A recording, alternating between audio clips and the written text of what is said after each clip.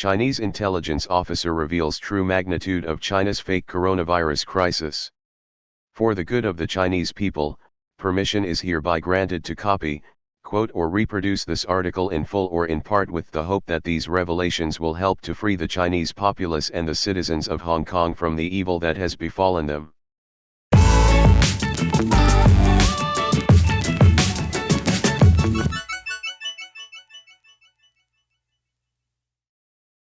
Once we realized that the agent had escaped and would start to spread, we swiftly put all of Wuhan into lockdown.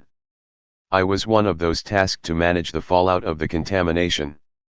Of course, we could not keep such a huge undertaking secret, so we decided to order our state media to report that a coronavirus had broken out in Wuhan. In reality, of course, there is no coronavirus.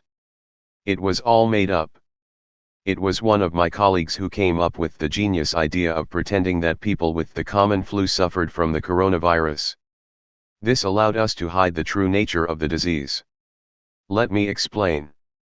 It is currently flu season in China.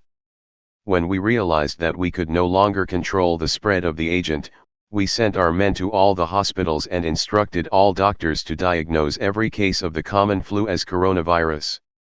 We came up with a new name 2019 nCoV and handed out fact sheets that described a made-up illness. The result of this decision was that tens of thousands of individuals who were simply suffering from a cold or flu were now diagnosed as having a mysterious coronavirus that, although infectious, was not often lethal. While this frightened the public, it allowed us to push the narrative that the disease was not that deadly. It also gave us time to prepare for the catastrophe that was sure to come by imposing a lockdown on Wuhan and other cities in Hubei province. You have not heard this in the news, and given the size of Wuhan, with its population of 11 million, it is not known even to many of the residents, but within days thousands upon thousands were infected, and before long they suffered the agonizing deaths that I have already described. Within a week, there were so many corpses that we did not know what to do with them, so we ordered the surviving social credit prisoners to drive the bodies into the countryside and bury them in mass graves. But it was very difficult to keep this activity secret, and we could not even keep up as there were so many corpses. We planted a story that 5 million residents had fled Wuhan. In reality, of course, many of those people had died from the agent. I was working around the clock helping to orchestrate this cover-up. When I think back to my actions now, I feel great shame. At the time I still believed that I was fighting for my motherland and that the rule of the party was right and just. But deep down, I had already begun to have doubts. My faith in the party was shaken even more deeply when I learned what had happened to Dr. Li Wenliang. Dr. Li Wenliang was one of the few doctors who refused falsely to diagnose flu patients with the coronavirus. As a punishment, he was sent to help transport dead bodies to mass graves. The expectation was that he would be infected with the agent and die an agonizing death, but to our great surprise, he did not contract the illness. You have of course read that he died of coronavirus. You have been misinformed.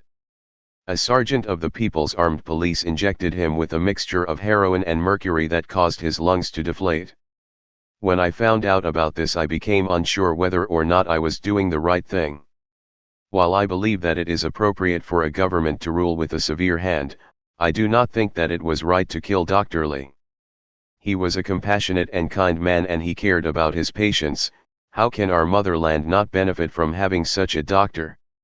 I shared my concerns with my wife, but she convinced me that I should not say anything to my superiors.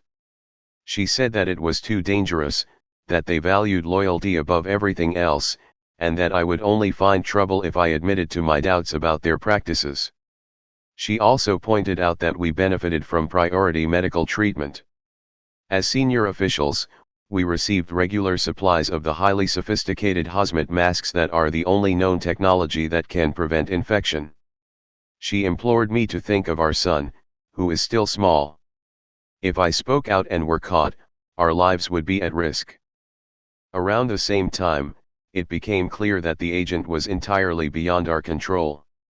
It was spreading like wildfire throughout Hubei province and beyond, infecting tens of millions and causing them all to die.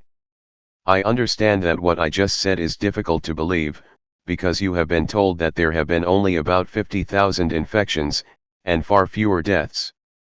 But these are the influenza infections that have been falsely passed off as the non-existent coronavirus. The agent is far more contagious than that, and its fatality rate, unlike the coronavirus, is not 2%. No, its fatality rate is 100%. Nobody recovers from it. Everybody who contracts it dies. And a lot of people are contracting it. Hubei province lies in ruins. The various travel restrictions and lockdowns that have been imposed were not created to stop the spread of the agent. None of them can stop it, not embargoes, not face masks or hand sanitizer, but to stop the survivors from seeing the catastrophe with their own eyes.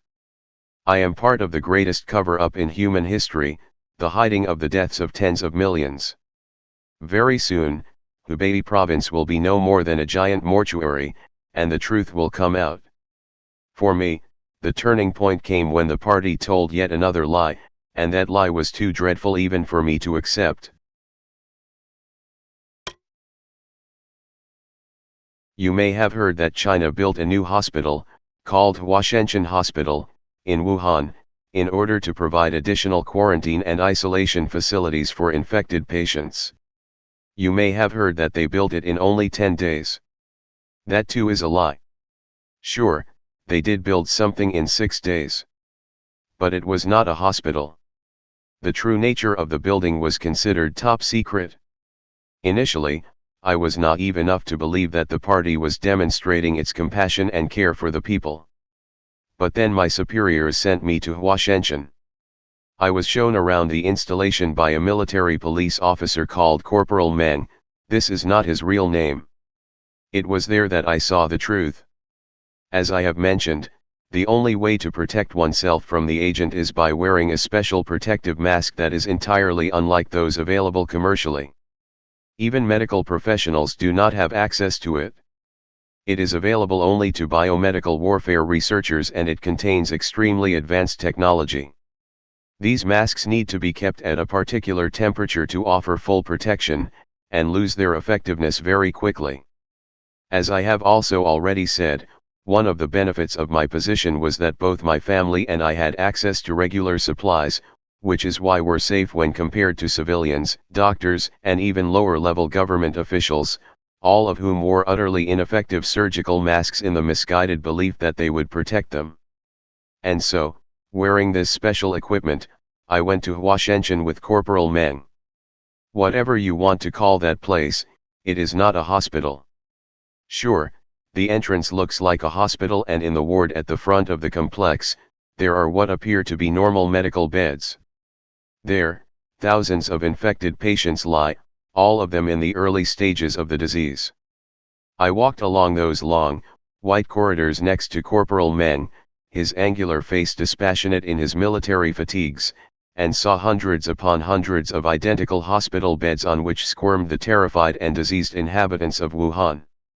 Their cries and pleas haunt me in the long nights in which I now am unable to sleep. But this was merely the beginning. Eventually the corporal took me to the rear of this front section. There, locked metal gates led to what he called the middle section. The patients in the front are unaware of its existence. It is there that the more advanced cases are kept, in what most closely resembles a mental asylum. Immediately upon entering this part of Houshenshan, I was struck by the dim lighting and stench of vomit and human waste. Here the unfortunates roamed freely, their minds gradually disintegrating in endless panic attacks and psychotic episodes. Here too there were no more doctors, merely gorilla-faced men in black uniforms who belonged to some secret branch of the military police I had never heard of. They appeared to have been selected for their cruelty, for they beat and degraded the patients in the most sadistic manner. Many of the inmates had regressed to childlike states and lay on the floor weeping like infants and begging for compassion that they did not receive. There was cruel pleasure in the eyes of these thugs as they brutalized the unfortunates. They beat them with batons, sprayed pepper spray into their eyes and kicked them with their steel-capped boots. As I was from military intelligence, the guards did not even attempt to hide their activities. They even invited me to join. In every way, they treated me as one of them. Yes, one of them.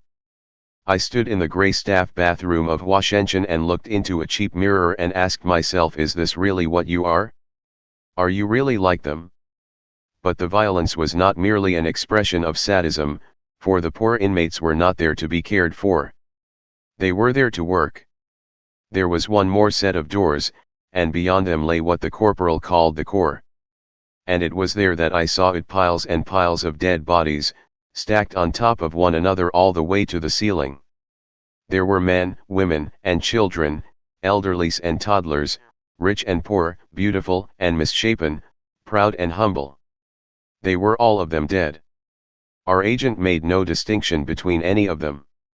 I gasped when the corporal led me to the core. I cannot count how many there were, but it was many, many thousands. And in the midst of the piles of corpses was a kind of path, and I heard a roaring sound in the distance.